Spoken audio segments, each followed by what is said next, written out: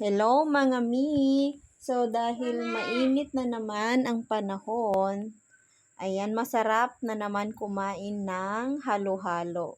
So gusto ko yung halo-halo na kumpleto ang rekado para mas sulit mo naman. Kaya pumunta na ako sa Mang Inasal. Sakto, inutusan ako ng asawa ko magpadala ng paninda. So, ayan guys, 89 pesos yung pinakamalaki nila, regular.